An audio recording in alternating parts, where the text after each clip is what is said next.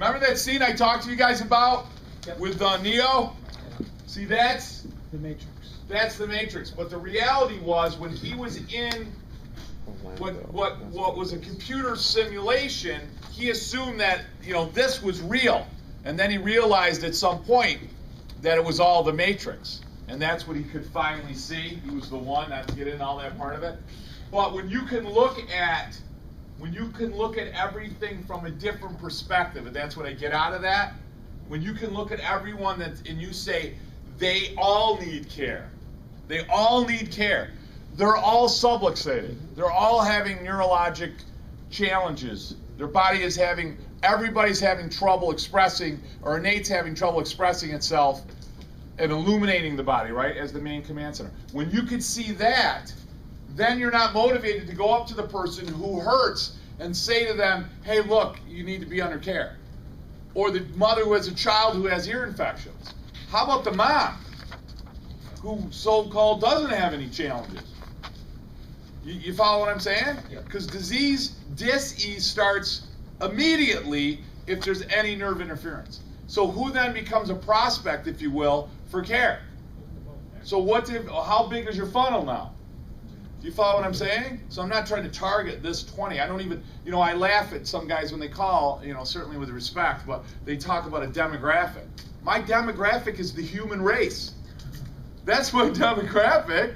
So who's a potential prospect for your office? Everybody. Everybody. Do you follow what I'm saying? If your demographic's the human race, then every human being is a prospect. So all of a sudden you're not looking, hey, how can I specifically do this and this and this? Everybody needs care. So if you could set up some procedures, some protocols, how you're going to communicate to people and so forth, man, guess what starts to happen? You know, all of a sudden everybody is a potential person to come in the office. All right?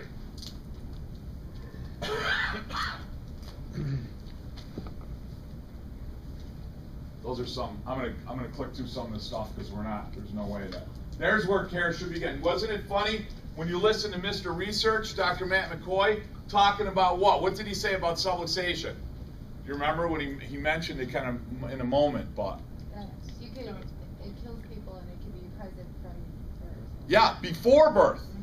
Present from birth and before birth, meaning the child can be subluxated. If you guys ever listen to Claudia Onrig, and she talks about the position of a fetus, if they're in horizontal transverse and they start to hyperextend, if they don't turn right, they're going to get shifted, right? They're showing a lot of scoliosis is what? From abnormal positioning, posturing of the fetus, right? Mm-hmm.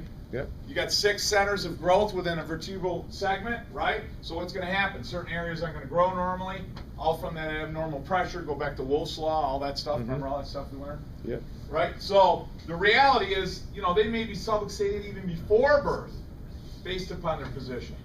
So they need care. So that is your prospect, right? That is your prospect, which means it's who? Who needs care? Everybody. Start thinking like that. Look at it like it's the Matrix. Everybody needs care.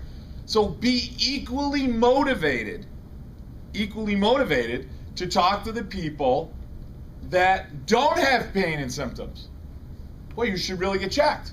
At least it creates engagement, because what are they going to say? Yes or no. Yes or no, but they might say what? They're going to say, well, I don't have any what? Problems. Exactly. And then what do you say? What is your weaponry now? What's your ammunition? What are you going to say? I always tell them that 90% of the stimulative nervous system is yeah, that's okay, but I'm going to give you a sniper rifle. Pain is the last thing you feel when you have a problem. All good, but I'm going to give you something more powerful. Mm-hmm. I'm going to give you the bazooka, right? Right. Yeah. Well, okay, so I'm out there talking, and you say, well, I don't really have any symptoms. Well, let me ask you something. Let me ask you a quick question, Randy. What's this thing right up here? Right. Well, how does your brain talk to your? Well, what's all this stuff? Your organs. Yeah. So how does your brain talk to your organs? Your spine and your spinal cord. Yeah. So your spine and nerves, and what's your brain send through the spine? Signals. Signals, right? So if your spine, your nerves are like kind of fleshy, right? So if your spine, were you here when I was going over this yesterday? A little bit or no? Yeah. So they're kind of fleshy. So if the spine goes out of alignment and I'm doing this to the nerve, what's going to happen to those signals? Right, so let's say this is your liver, your hand's your liver, your gallbladder, whatever. How well is that going to work if I'm doing that to it? Less than optimal. Right, and it's probably not going to feel right away, but let's say I'm doing that for 10, 20, 30 years. Right, what's going to happen? It becomes sick and diseased. Yeah, which means what happens to you? You from sick. Yeah, do you want to have sick and diseased organs? Absolutely. No, so what's the best way to correct that problem? Keep that spine moving. Yeah, well, let me ask you a question, Randy. Do you want to do it? Do you want to wait till this gets sick and diseased and gets really bad, and then take action on care, or would you like to take the pressure off now so all those signals get through there? Do it now. Exactly. That's why we need to check your spine. And chances are, who would benefit from that care? Your entire family. Exactly. Don't you think we maybe should get them in and get checked? Exactly. You see how simple that is? They Mhm. understand it. They That's get it.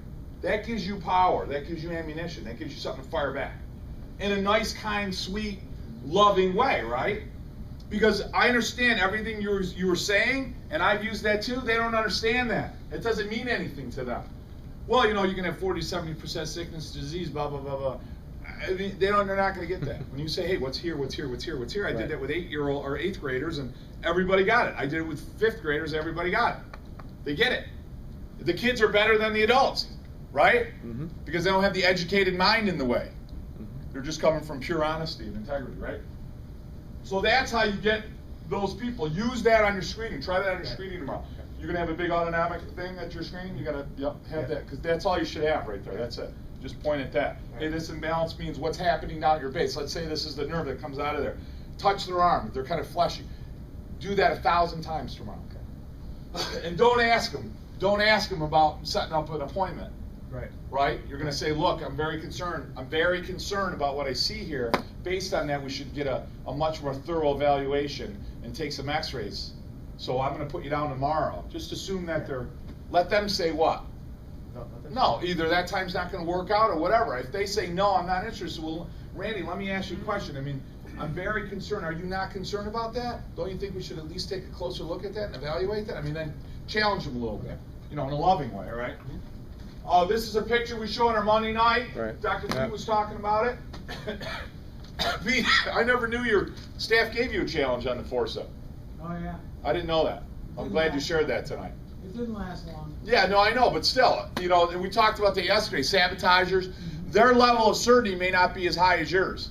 So you're a little bit more courageous or a little bit more innovative or a little bit more brave to try something different, right? Who does it in their office? Who do you know use forceps and with babies and so forth in their office? Who else do you know? Yeah. Yeah. Who else? He's standing right in front of you. You. Yeah, I am, right? Yeah. No one shot me or killed me, right? Sure. No one got up and said, oh, God, I'm leaving. In fact, it's just the absolute opposite.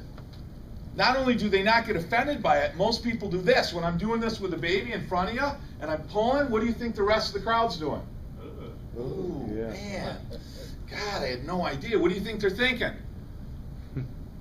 Themselves, their kids, Themselves and their kids. Family, yeah. And their grandkids. You see what I'm saying? You don't think, especially the grandparents, because they grew up in a different time when things were much more natural, not so invasive. You don't think they're thinking like, oh my God, my one child was, or my daughter's child, she was in stress and she wasn't progressing, and they gave her Pitocin, and then they used forceps or did C-section, vacuum extractor. They're thinking that. They're going to go home and talk to them. You know, and I got a lot of grandparents bringing kids in, but you got to show them these pictures. You gotta get, you want this. This is what you want. Ugh. I want that, because this isn't going to do anything.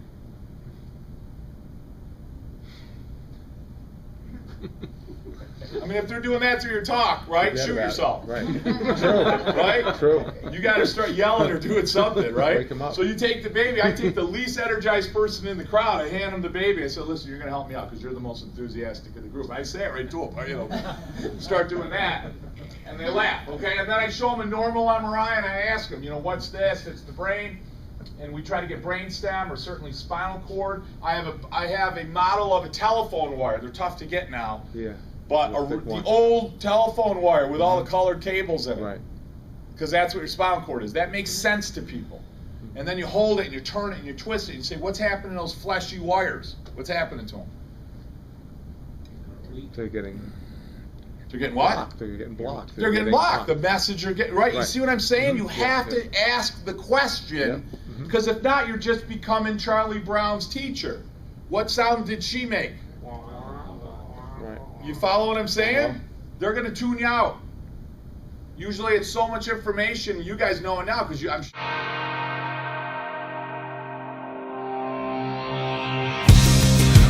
best friend gave me the best.